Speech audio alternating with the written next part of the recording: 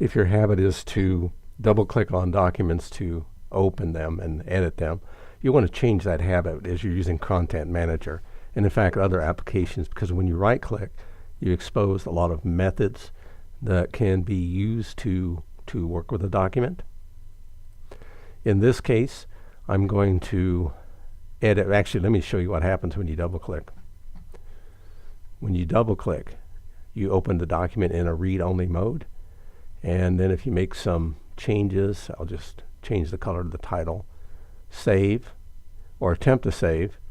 Well, Word and Content Manager both understand that this is a copy of a document contained in Content Manager, and they're going to ask you where you want to save it. Well, I don't want to save it anywhere.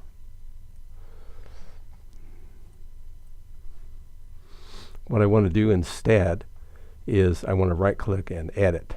But before I do so, let's look at a couple of things down in this portion of the window here where I show the edit status of this record. The document, it's checked in, and it's revision number 3.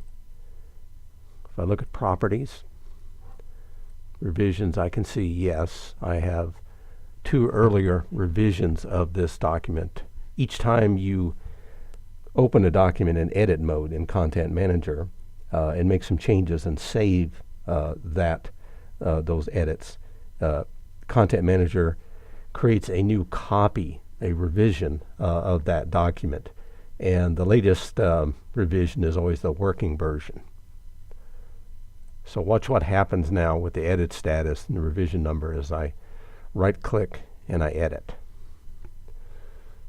And bring the document over here and then resize the window so we can see several things.